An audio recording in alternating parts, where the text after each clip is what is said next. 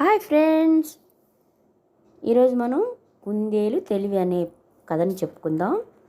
అదొక పెద్ద అడవి. అందులోని దట్టమైన పొదల్లో ఒక కుందేలు పిల్ల నివసిస్తున్నది. గుబురుగా ఉన్న ఆ పొదల్లో దానికి మంచి రక్షణ లభిస్తున్నందువలన ఏ శత్రు జంతువు కంటపడకుండా అది హాయిగా పెరిగి పెద్దదైంది. ఓ రోజు పొదల్లోంచి బయటకొచ్చి పచారులు చేస్తున్న కుందేలుకి ఏదో శబ్దం వినిపించింది. వెనక్కి తిరిగి చూస్తే మృత్యు రూపంలో ఉన్న తోడేలు కనిపించింది. ఆ తోడేలుని చూసి కుందేలుకి భయం పట్టుకున్నా భయం బయటికి కనబడకుండా గంభీరంగా అటు ఇటు తిరగసాగింది.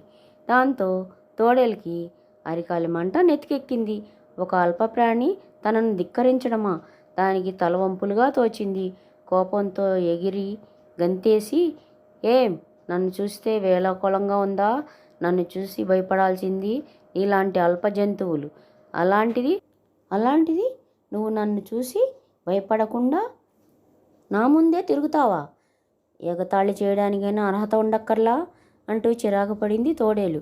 అప్పుడు కుందేలు, అయ్యో తోడేలు మామా, నిన్ను చూసి నేనెందుకు భయపడాలి? నన్ను సరిగ్గా అర్థం చేసుకోవట్లేదు. నీకు చాలా ధైర్యం. నీ వంటి ధైర్యవంతుణ్ణి చూసి నాకు ధైర్యం వచ్చి ఇలా తిరుగుతున్నాను. అదే నా ఉద్దేశం అని సంజాయిషి ఇచ్చింది. దీనికి తోడేలు చిరాకు పడి, ఇప్పుడు నా ధైర్యం ప్రసక్తి దేనికి నీకు అని అడిగింది. అప్పుడు కుందేలు అటు ఇటు చూసి ఏదో రహస్యం చెప్తున్నట్టు ఇలా అంది. తోడేలు మామ, నిజంగా నీ ధైర్యాన్ని ప్రశంసించాల్సిందే. ఎందుకంటే కొద్దిసేపటి క్రితం కొందరు వేటగాళ్ళు అడవిలోకి ప్రవేశించారు. చిరుతపులి బెదిరింది. సింహం తోక ముడిచింది. పెద్ద పులి కూడా గుహలో దూరింది. చిన్న చితక అల్పప్రాణులైన మేము ఏ వైపు లేకుండా, ఊపిరి శబ్దమైనా వినిపించకుండా ఎక్కడి వాళ్ళం అక్కడ నక్కి కూర్చున్నాం. బహుశా నీకు వేటగాళ్ళ సంగతి తెలియదేమో పాపం. వాళ్ళ దగ్గర నాటు తుపాకులతో సహా లేని ఆయుధం అంటూ లేదు. అయినా నువ్వు ధైర్యవంతుడులే. అందరం భయంతో బితుకుమంటూ ఉంటే నువ్వు నిర్భయంగా ఉల్లాసంగా తిరుగుతున్నావు. ఏదో ఊపిరి పీల్చుకుందామని నేను ఇలా బయటికి వచ్చాను కానీ ఏమాత్రం అలికిడైనా చటుక్కున నేను పొదల్లోకి మాయమైపోతాను. మరి నువ్వేం చేస్తావనేది నువ్వే ఆలోచించుకో అంటూ బెదరగొట్టింది.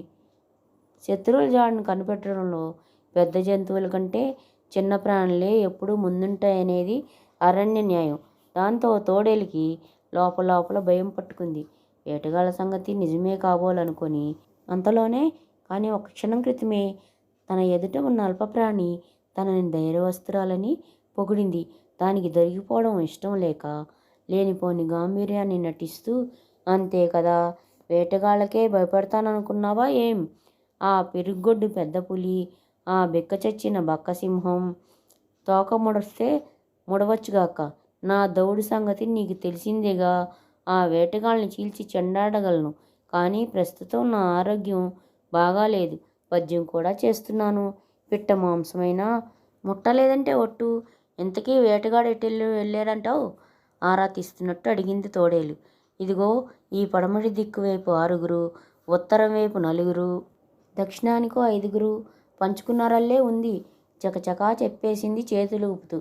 అలాగా, అయితే నాకు తూర్పు దిక్కు తిరగడమే శరణ్యం.